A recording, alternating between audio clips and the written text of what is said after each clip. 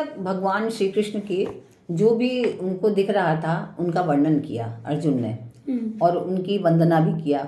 लेकिन अब जो विराट रूप दिख रहा है, जो उसकी उग्रता उनको दिख रही है, उस उग्रता का वर्णन अब आगे के श्लोकों में अर्जुन कर रहे हैं भगवान श्री कृष्ण की। उस उग्रता, जो उग्रता मतलब जो कठोरता, हाँ, जो तेज तो है लेकिन वो तेज जो हमसे सहन नहीं हो रहा है।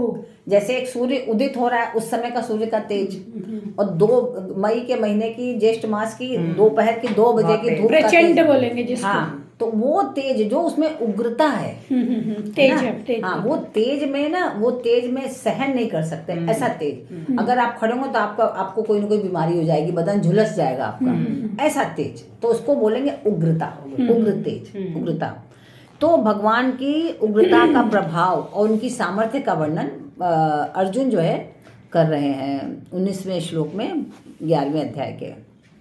अनादिमध्यान्तमनन्तवीर्यमनन्तबाहुं शशिसूर्यनेत्रं पश्यामि त्वां दीप्तहुताशवक्त्रं स्वतेजसा विश्वमिदं तपन्तम्। अनादिमध्यांतम, आप क्या है? आदि भी है, आप मध्य भी है, और अंत से रहित भी है। आवश्यक नहीं कि अंत हो, आपका अंत तो होता ही नहीं है। आप आदि है, मध्य है, लेकिन अंत से रहित है। कभी अंत नहीं होता भगवान का। हम लोग, हमारे शरीर का अंत होता है लेकिन उनका नहीं होता। इसका क्या मतलब हुआ कि आपकी कोई सीमा ही नहीं है कि जो जिससे आपको नापा जा सके। पहले कहा था ना कि अगाध, गाध मतलब जिसको नापा जा सके, अगाध मतलब जिसको नापा ही ना जा सके, जिसकी सीमा ना हो।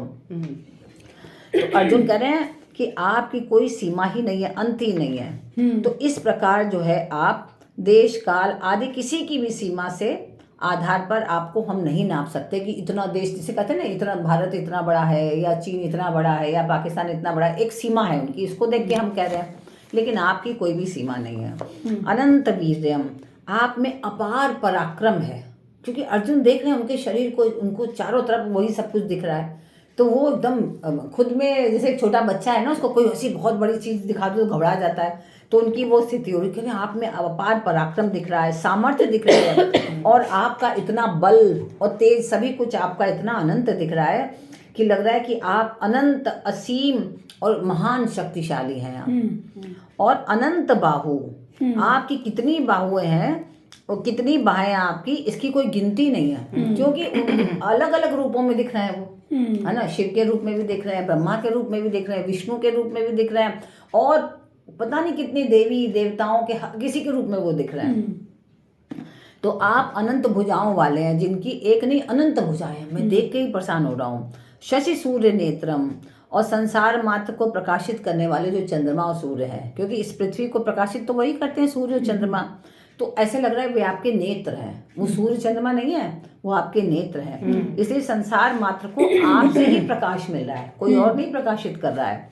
दीप्त हुताश वक्त्रम, यज्ञ होम आदि में जो कुछ अग्नि में हवन किया जाता है, उन सब को ग्रहण करने वाले देदीप्यमान अग्नि रूप मुख वाले भी आप ही हैं। ऐसा मुख है आपका अग्नि के समान, कि जैसे अग्नि में जो डालो स्वाहा, सब खत्म।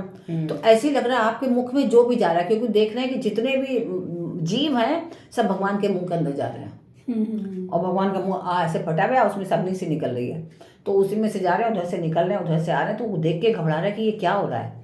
लग रहा है कि उनका मुख नहीं, ये अग्नि है, हवन कुंड है, ये सब चला जा रहा है। तो स्व तेजसा विश्वमिदं तपंतम, अपने तेज से संपूर्ण विश्व को तपाने वाले भी आप ही हैं। कि संपूर्ण विश्व तप रहा है, किसके तेज से तप रहा है? आपके तेज से। हाँ, कि जिन जिन व्यक्तियों, वस्तुओं, परिस्थितियों आदि से प्रतिकूलता मिल रही है, जिस चीज से भी प्रतिकूलता मिल रही है हमें, है ना, उन से ही संपूर्ण प्राणी संतप्त हो रहे हैं। संतप्त करने वाले और संतप्त होने वाले दोनों आप ही दिख रहे हैं। आप ही से लोग संतप्त हो भी रहे हैं, और आप ही के अंदर लोग संतप्त कर भी रहे हैं। तो मतलब दोनों ही रूप आप ही का है, कोई और अन्य है नहीं। आप ही का सब रूप दिख रहा है। तो इसमें तात्पर्य कि भगवान सब तरह से अनंत है।